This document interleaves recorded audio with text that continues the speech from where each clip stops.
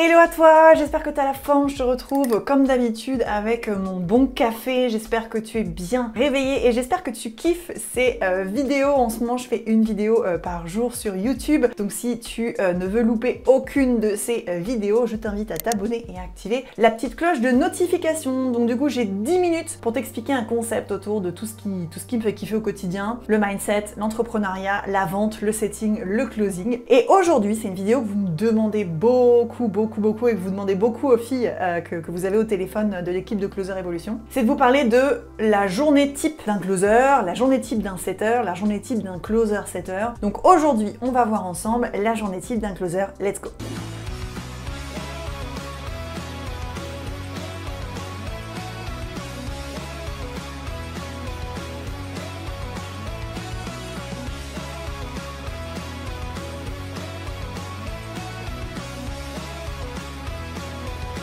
Alors, je commence déjà par boire mon café, c'est important.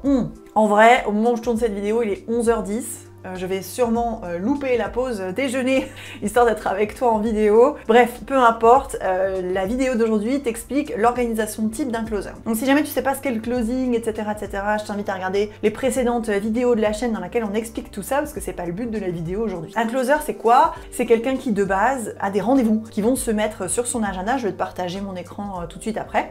Des rendez-vous d'au moins 30-45 minutes avec différents prospects qu'il ne connaît absolument pas. On va partir du principe du cas de figure le plus simple. Tu as un seul client aujourd'hui et ton client te donne un flux régulier de prospects sur ton agenda. Donc il faut bien comprendre que ta semaine, tu l'organises relativement comme tu veux. Ce qui est sûr, c'est que ce qui te sert de base pour dire à ton infopreneur je suis disponible, je ne suis pas disponible, je suis disponible de telle heure à telle heure ou pas, c'est ton Google Agenda. Donc vraiment, ça c'est la base. Donc c'est-à-dire que tu dois déjà avoir un compte Google, une adresse mail Google et que tu organises toute ta vie sur ton Google Agenda. Il y a plusieurs systèmes de réservation de prise de rendez-vous. Un des plus connus, c'est Calendly. Donc en fait, ton client paye Calendly, il va aller, son compte Calendly que lui paye, va aller scraper les données, va aller chercher les données qui sont sur ton Google Agenda et va du coup automatiquement bloquer les plages où toi tu as dit que tu n'étais pas dispo. Ce qui veut dire que la base de ton agenda est vraiment, le micro tombe, j'adore, la base de ton agenda est vraiment sur ton Google Agenda. Ok? Donc ça c'est déjà la première chose et donc c'est à toi de paramétrer correctement ton Google Agenda. En vrai c'est vraiment pas compliqué, mais voilà, c'est un petit truc à faire. Ce qui veut dire que si ton infopreneur part du principe que le Calendly auquel les prospects ont accès pour réserver rendez-vous est ouvert du lundi au dimanche de 8h à 22h, toi il va falloir que tu dises oula, attends, ça c'est cool, mais moi j'ai peut-être pas envie d'être tout le temps ou sur une période disponible, envie d'être disponible du coup du lundi au dimanche de 8h à 22h. Donc ça veut dire que tu peux déjà bloquer les plages de date entre peut-être 8h et 9h et tu commences à prendre tes appels à 9h. Tu peux très bien dire 22h, franchement c'est trop tard, moi j'arrête à 17h pour aller chercher mes loulous ou pour faire ma vie, etc.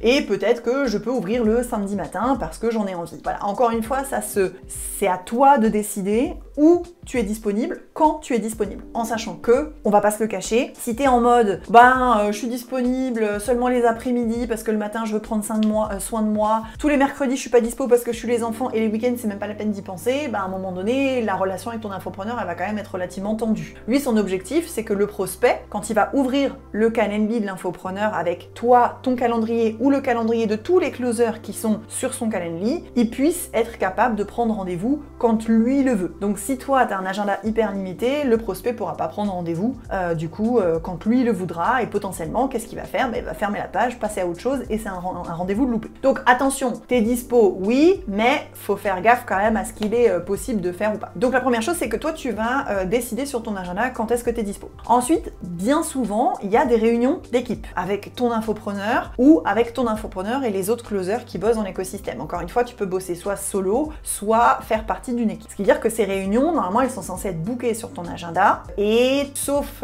si vraiment tu devais encaisser une vente et que le prospect te dit non mais je suis disponible que le vendredi de 9h à 10h pour faire la vente et que le vendredi de 9h à 10h c'est ta réunion d'équipe, là t'es excusé, mais sinon normalement t'es quand même relativement convié à participer à cette réunion. Si tu fais partie d'une équipe, tu peux aussi avoir des temps qui sont prévus pour du training, des temps d'échange avec ton sales manager, etc.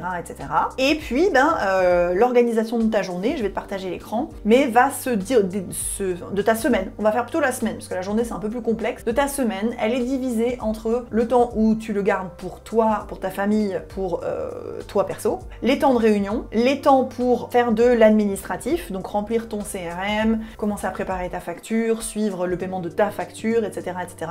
Le temps, bien sûr, 80% de ton temps doit être quand même dédié à ça, être au téléphone avec les prospects, et ensuite des temps absolument sur lesquels tu dois faire tes relances, déjà du temps pour tes follow-up, donc le follow-up c'est le deuxième rendez-vous téléphonique, les temps pour les no-shows, les personnes qui finalement n'ont pas répondu au téléphone que tu dois relancer, etc., etc. Donc je te partage un écran, donc il faut savoir que ce que je vais te montrer à l'écran c'est une copie de l'agenda d'une de nos closeuses, donc comme ça tu vas voir un petit peu comment elle s'organise et que tu puisses comprendre comment ça se passe. Je te retrouve tout de suite de l'autre côté de l'écran. Donc on se retrouve de l'autre côté de l'écran sur un agenda type de quelqu'un qui ferait du coup du setting et du closing. Donc tu t'en rends bien compte, j'ai grisé les noms et prénoms des prospects, enfin juste les prénoms ça va, mais les noms des prospects pour des raisons de confidentialité, mais voilà à peu près un agenda type. Alors vu comme ça on se dit oh my god mais du coup c'est le bordel, mais je vais t'expliquer un petit peu les premières choses. Donc tu vois déjà, là tu as lundi, mardi, mercredi, jeudi, vendredi. Donc déjà tu vois que Sophie ne prend pas d'appel avant grosso modo quasi tous les jours 9h. Elle n'est pas au téléphone avec ses prospects en tout cas avant 9h. Deuxième chose, tu vois qu'elle arrête ses journées pareil, grosso modo à 16h, puisque Sophie a un petit loup, un petit garçon à s'occuper, donc elle arrête ses journées à 16h. Tu le vois aussi que là, toute la journée de mercredi, elle a pris un temps off pour X, Y, Z raison qui ne nous concerne pas. Ensuite, là où je te disais, potentiellement, tu as des réunions qui sont, entre guillemets, obligatoires, et encore, pas vraiment, hein, tu es freelance, hein, donc rien n'est censé être vraiment obligatoire, mais tu as des réunions avec ton client. Donc Sophie, tous les lundis, mercredis et vendredis, elle est en réunion avec moi et surtout Vincent. Ce qui veut dire que là, tu vois, lundi, elle a été en réunion avec nous, mercredi, elle est sûrement pas venue puisqu'elle n'était pas disponible et c'est ok, et vendredi, elle est venue. Ensuite, deuxième cas de figure qui est hyper important, tu vas partir du principe que ces cases qui sont grises, enfin qui sont en orange, et ce sont des cases dans lesquelles elle n'est pas disponible pour être au téléphone avec les prospects, donc celle-là, ici,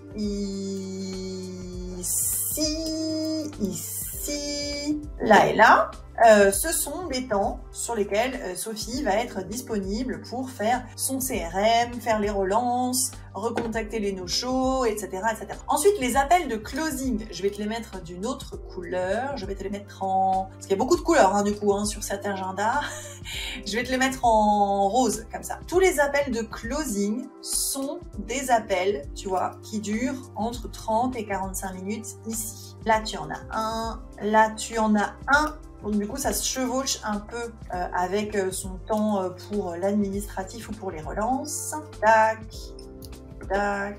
Et donc ça, on est d'accord que ça dépend du nombre de leads que ton client te fournit. Il peut y en avoir plus, il peut y en avoir moins. Mais voilà, là, ça te donne un cas de figure de ce qui se passe sur l'agenda de Sophie. Donc tous ces rendez-vous-là sont des rendez-vous avec des prospects qui ont pris rendez-vous sur l'agenda de Sophie et qui...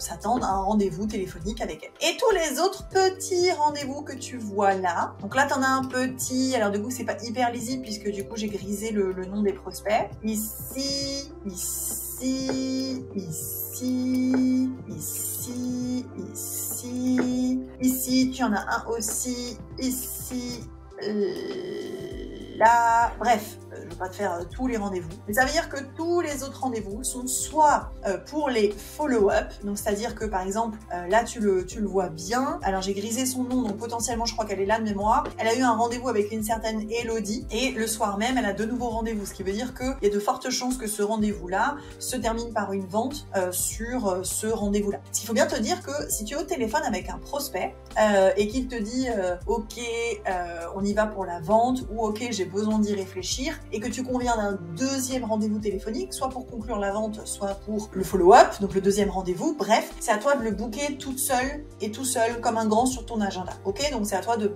bloquer ce temps-là sur ton agenda. Donc tu vois, par exemple, ici, Kevin, on va partir du principe que c'est sûrement un prospect qu'elle a déjà eu au téléphone auparavant, mais là, c'est soit un rendez-vous pour conclure la vente, soit un rendez-vous de follow-up parce que Kevin a peut-être eu besoin d'y réfléchir. Bref, il lui a mis en gros une petite objection, il n'était pas prêt à prendre sa décision tout de suite. C'est-à-dire que tous les petits rendez-vous que tu vois là en cours de route sont soit des follow-up, donc je l'ai déjà eu au téléphone une première fois et je vais l'avoir une deuxième fois pour... Ah bah tiens, regarde, je suis en train d'y penser, tac, inscription Elodie, bim, il est juste ici.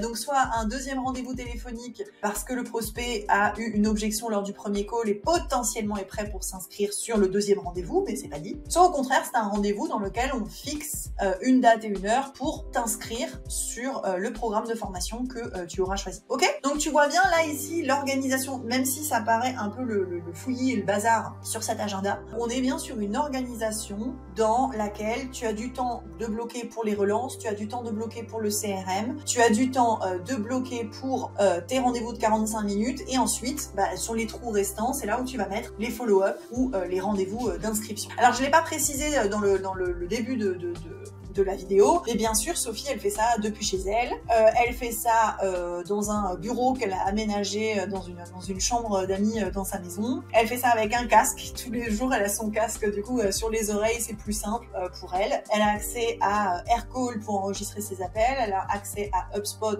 pour son CRM, elle a accès aussi à un WhatsApp professionnel et elle fait ça directement depuis chez elle. Et là tu le vois, on a l'exemple typique, elle a décidé de pas être disponible le mercredi, c'est ok, nous en tant que client, on n'a rien à lui dire. On peut potentiellement lui demander si, en cas de galère, elle pourrait ouvrir son agenda le mercredi 11, mais nous, on peut rien lui demander. Si par contre, sur une longue période, Sophie devait prendre, je sais pas moi, 2 semaines de vacances, plus être indisponible hyper souvent pour des raisons X, Y, Z, et que nous, ça nous pénalisait parce que nos prospects peuvent pas prendre rendez-vous, là, on aurait une discussion avec Sophie, et soit on pourrait trouver un compromis, soit non, et la collaboration se terminerait. Mais en soi, elle a décidé d'être indisponible le mercredi, c'est ok pour nous. Pendant une période, elle était indisponible le vendredi, je crois de mémoire, parce que son petit garçon allait pas encore à l'école et que la nounou n'était pas disponible le vendredi. C'est ok, on s'adapte. Et il y a d'autres membres de l'équipe qui sont là pour faire le relais le vendredi. Là, son petit garçon va à l'école, donc elle est indisponible les mercredis. C'est aussi ok. Tu vois ce que je veux dire? C'est-à-dire que ton agenda, oui, tu en fais ce que tu veux. Maintenant, si t'es plus souvent indisponible que disponible, il y a quand même de forts moyens, de fortes chances que ton client n'ait plus envie de bosser avec toi parce que c'est plus rentable pour lui et c'est plus des complications qu'autre chose. J'espère que cette vidéo t'a plu. Si jamais t'as des questions, tu sais où me trouver en commentaire et du coup je te dis à demain matin pour la prochaine vidéo.